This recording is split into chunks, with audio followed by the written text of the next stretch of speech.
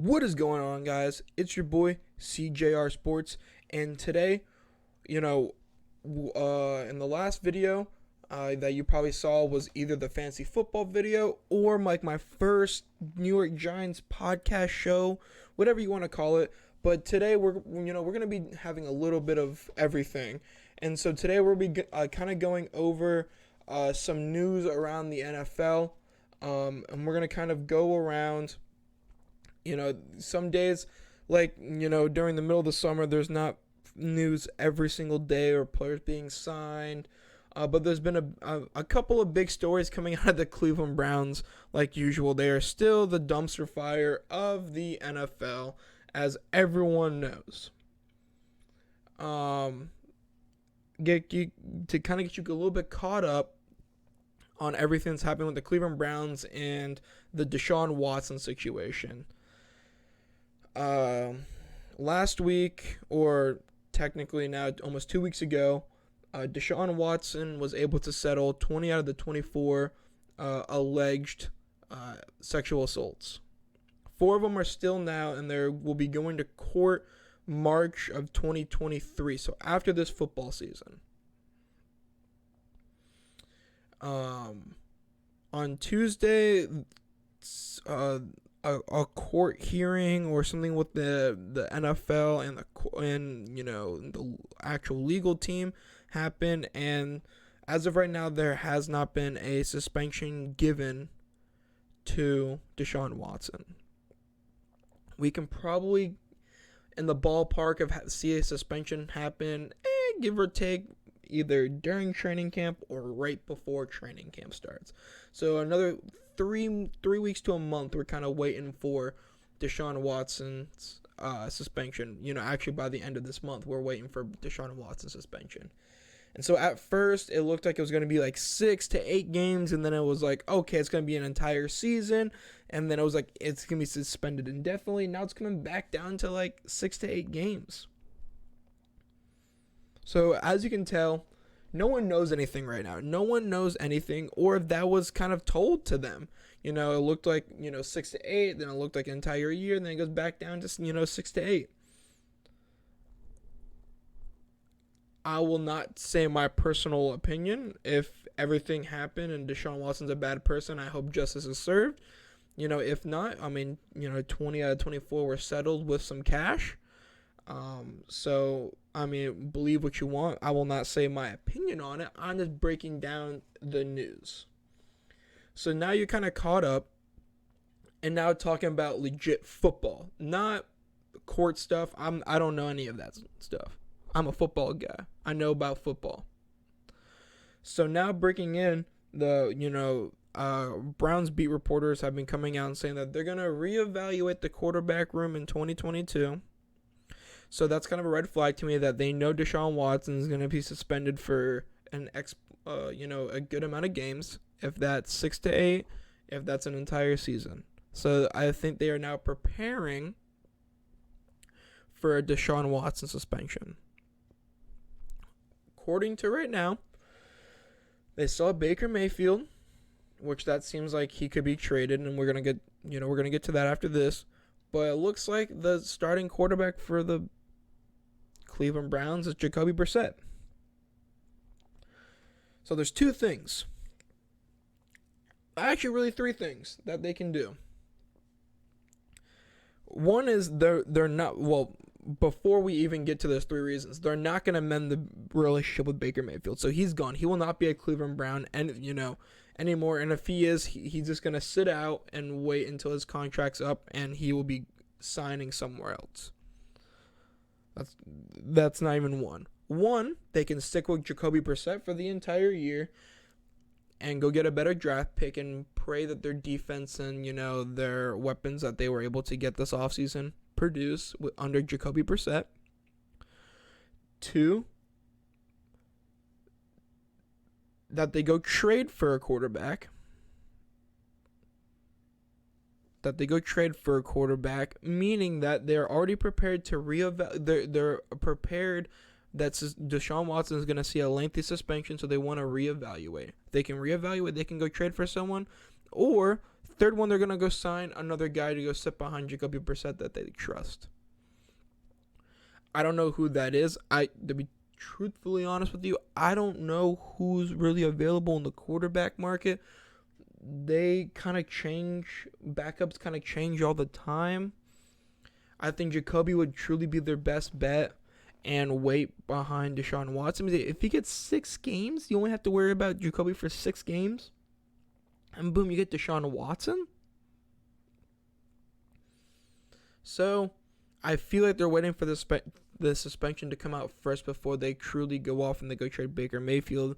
Maybe there's one more year that Baker could be on the Browns. If Deshaun Watson gets a year suspension, Baker's like, you know what, fine, my ego goes away. I'm going to try to increase my stock and increase my price to go start for the Cleveland Browns for 17 games, play my heart out.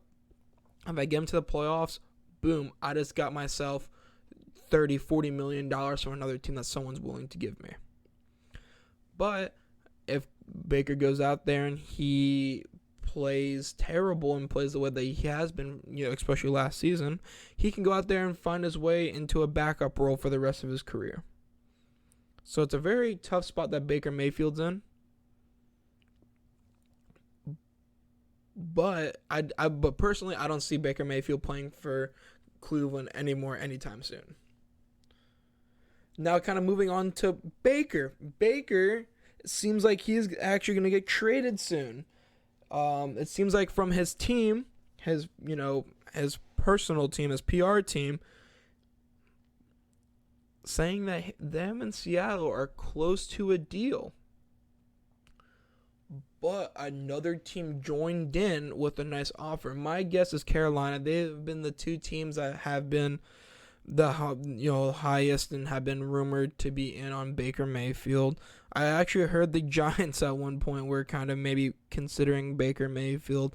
If you're a player and you think that your quarterback is better than Baker Mayfield or equivalent to Baker Mayfield, I don't think you would consider. Sam Darnold, I think, is worse than Baker Mayfield. I think Drew Lock's worse than Baker Mayfield. I think Trubisky is on the same playing field as Baker Mayfield, so then why would the Steelers go trade for him? I think same thing with the Giants. I think Daniel Jones is slightly better than Baker Mayfield. Slightly. I think Carson Wentz is slightly better than Baker Mayfield, but they're paying Carson Wentz $30 million to go play for the Commanders, so I don't think they would.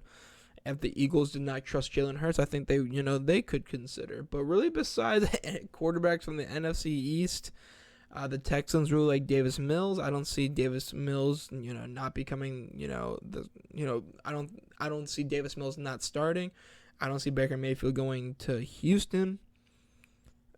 It's weird to me, man. I mean, Baker Mayfield, his rookie season was electric. But after that, he really has been just an average to a subpar quarterback his entire career, besides that rookie season. And whatever team picks him up, if they don't have, if the Cleveland doesn't pick up any of his roster and they fall unable to go to the team, he's getting paid almost $19 million for that season. That is, to me, is a lot for an average quarterback. But could start for your team, but you're going to get average, maybe slightly above average results at best. Carolina's not in the position to make a push on Tampa and or the Saints. I think the Saints are still better than Carolina. And Seattle, I mean, even with Baker Mayfield, I don't see him being better than the Niners or... Yeah, I mean, it's going to be very hard for Seattle to even make a push in their division to begin with. So I think either way, Baker Mayfield will be going home after Week 18 if he goes to those either teams. And I think if he stays in Cleveland, he will still only play an 18-game season. That's all the news I truly have for today. I don't want to give you guys a 10-minute video, so we're going to do a little fantasy football news that can kind of help you out. From talks, it looks like, this is news, but it's definitely fantasy relevant. The Jets tight end room, they signed Tyler Conklin and CJ Uzomah. It looks like as of right now, and from OTAs and minicamp, it looked like Tyler Conklin will definitely be the starter come at least training camp, and that's CJ Uzomah's job to kind of take it back. But as of right now, Tyler Conklin will be the week 1 starter before training camp. It is only July 3rd. Before training camp, it looks like Tyler Conklin will be the week 1 starter. So if there's anyone in deep leagues, anyone considering picking up CJ Uzomah to match up with Zach Wilson, consider Tyler Conklin before CJ Uzomah. And the last one, which is definitely news to me, Benjamin could be the potential Cardinals starting running back or see a significant amount of playing time. No, James Conner's not hurt. Just from what some coming out of Arizona, Cliff Kingsbury is in love with Benjamin, and someone that's been very public about it. One of their starting guards, former New York Giants, who signed to the Arizona Cardinals, Justin Pugh, came out of training camp and saying he has been doing great. Was great in minicamp. And one thing that he emphasized was he was the best outside runner on the roster. So James Conner running through the tackles. Benjamin will be like the third down back that could see an uptick in carries. I mean, he learned behind Chase Edmonds for a year. Chase Edmonds is, to me, a very good running back who is underrated for sure. So Chase Edmonds teaches kind of Benjamin being a third down back, and James Conner goes in there and helps him teach pass protection, which is one of James Conner's best assets. Even sometimes being a third down back, it's either you're gonna either pass protect or catch passes. And it looked like Benjamin, what Justin Pugh also said, that he learned the 3 keys of being a steady running back in this league. He learned how to block. He learned how to do blitz pickup, and the thing that he did the best was he has great ball security. And the massive thing to me that kind of comes out of all this is he complements James Conner. James Conner can be on the field, first down, second down. Benjamin can come on third down. There could be a very fluent rotation in that backfield. And I think that helps out everyone. Where Benjamin knows his role. He knows what he's gonna do. Not saying he couldn't go down there on first down and get a handoff, but everyone knows their role, and I think that helps. I think kind of having James Conner and Chase Edmonds, who don't really complement each other well, because Chase Edmonds is a running back that can start, and he's very good enough too, and Miami gave him the opportunity to. He can start. He can be a running back one somewhere. He can have to fight for playing time. If Benjamin does really well, he could in the following year fight for a job somewhere else.